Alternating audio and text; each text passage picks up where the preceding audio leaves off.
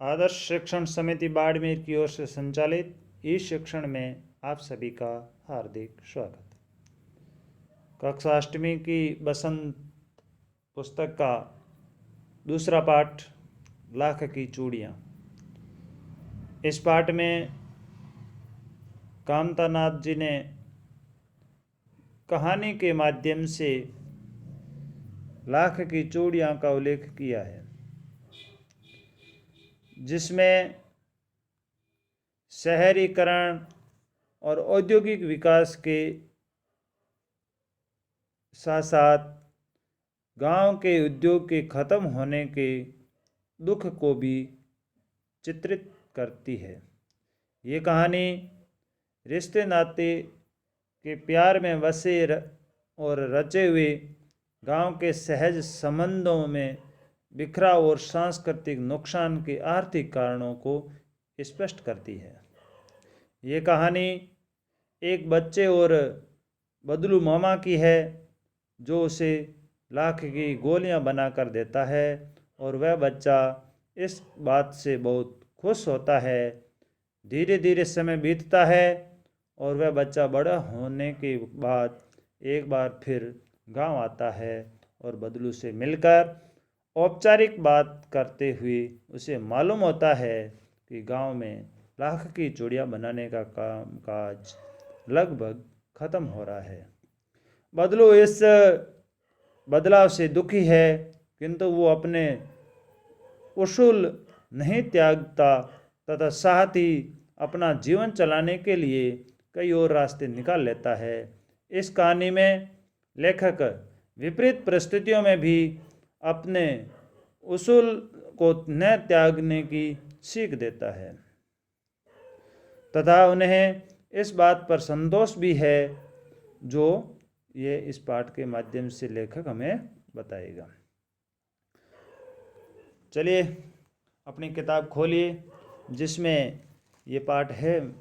किस प्रकार का पाठ है, इस कहानी को हम आगे पढ़ेंगे। सारे गांव में बदलू मुझे सबसे अच्छा आदमी लगता था, क्योंकि वह मुझे सुंदर सुंदर लाख की गोलियां बनाकर देता था। अपने मामा के गांव जाने का सबसे बड़ा चाव यही था कि जब मैं वहां से लौटता था तो मेरे पास ढेर सारी गोलियां होती, रंग बिरंगी गोलियां, जो किसी भी बच्चे का मन मोह ले। ये कौन कहता है? कामदानाथ जी कहता है कि मुझे सारे गांव में सबसे अच्छा आदमी कौन लगता था? वो लगता था बदलू लगता था। क्यों लगता था? क्योंकि वो मुझे क्या देता था? सुंदर सुंदर लाख की बनी हुई गोलियां देता था। छोटे बच्चों के लिए सबसे अच्छा यदि कोई वस्तु है, अच्छी वस्तु है, तो वो है खिलौने। वैसे तो मेरे मामा के गांव का होने के कारण मुझे बदलू को बदलू मामा कहना चाहिए था, परंतु मैं उसे बदलू मामा नहीं कहकर बदलू काका कहा करता था, जैसा कि गांव के सभी बच्चे उसे कहा करते थे। बदलू का मकान कुछ ऊंचे पर बना था। मकान के सामने बड़ा सा सैन था, जिसमें एक पुराना नीम का वृक्ष लगा था। उसी के नीचे बैठकर बदलू अपना काम किया करता था। ये गांव के अंदर किस प्रकार के लोग कहाँ बैठकर किस प्रकार का धंधा करते हैं, उसका उल्लेख यहाँ किया जा रहा है।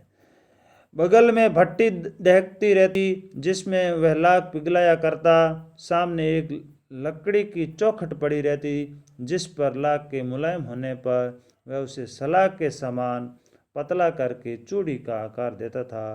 पास में 4 से विभिन्न आकार की बेलन नुमा मुगेरियाँ रखी रहती थी, जो आगे से कुछ पतली और पीछे से मोटी होती। लाख की चूड़ी का आकार देकर वह उन्हें मुंगेरियों पर चढ़ाकर गोल और चिकना बनाता और तब एक एक कर पूरे हाथ की चूड़ियां बना चुकने के पश्चात वह उन पर रंग करता। बदलू ये कार्य सदा ही एक मचिए पर बैठकर किया करता था।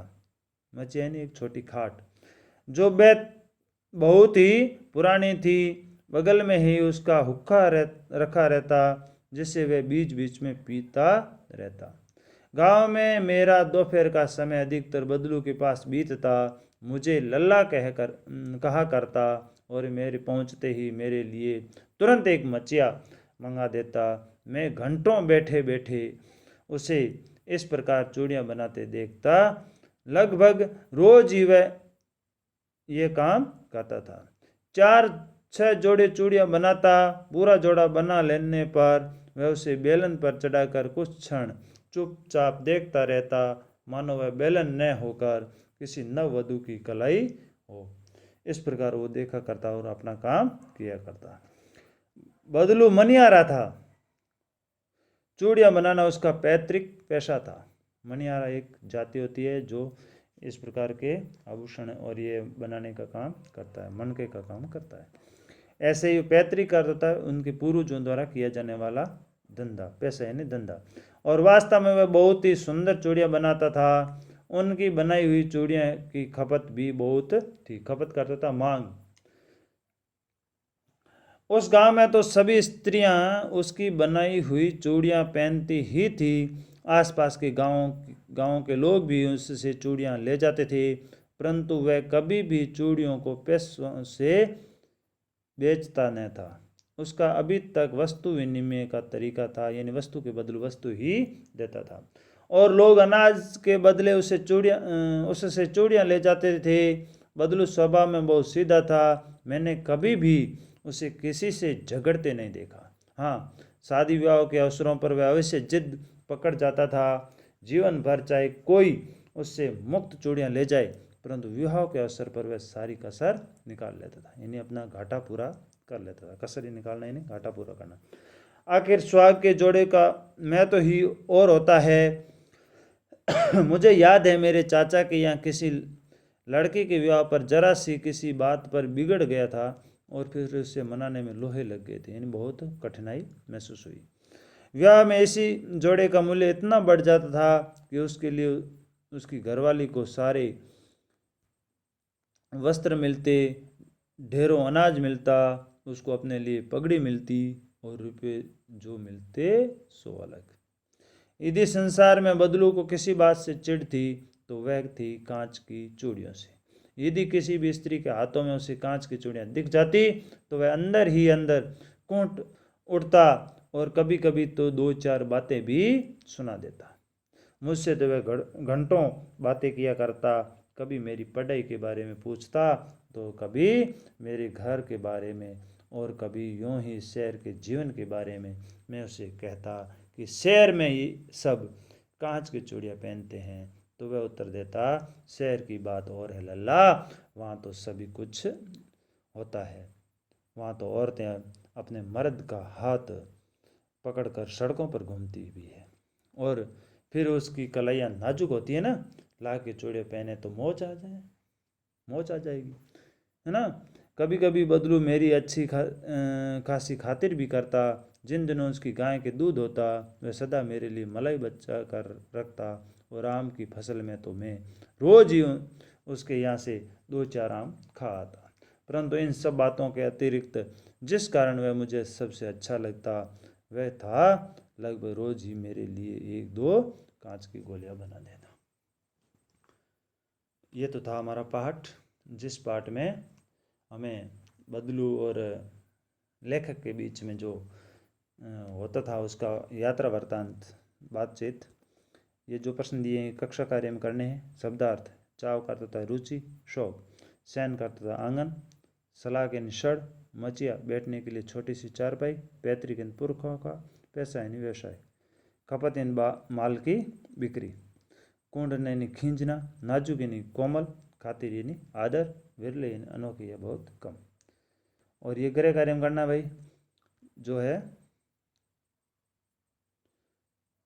जिसमें लिखा है बचपन में लेकर अपने मामा के गांव चाव से क्यों जाता था।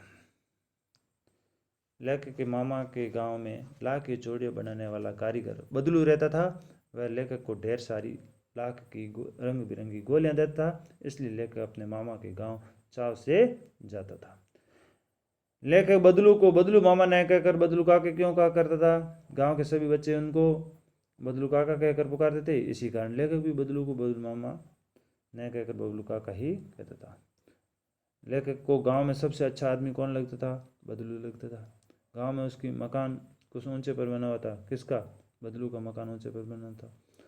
बदलू चूड़ियाँ बनाने का काम किस पर बैठकर करता था? बदलू चूड़ी बनाने का काम मचिया पर बैठकर किया करता था। बदलू लल्ला किसे कहा करता था? बदलू लेखक को लल्ला कहा करता था। बदलू चूड़ियाँ बेचने का कौन सा तरीका अपनाता था? आपने पढ़ा है, वस्तु विनिमय का तरीका। और बदलू का काम क्यों ठप हो गया था? क्योंकि गाँव में अब क्या बिकने लग गई थी? कांच की चूड़ियाँ बिकने लग गई थी। इस प्रकार ये हमारा पाठ है। इस पाठ के प्रश्नोत्तर कर लेना। धन्यवाद। जय हिंद।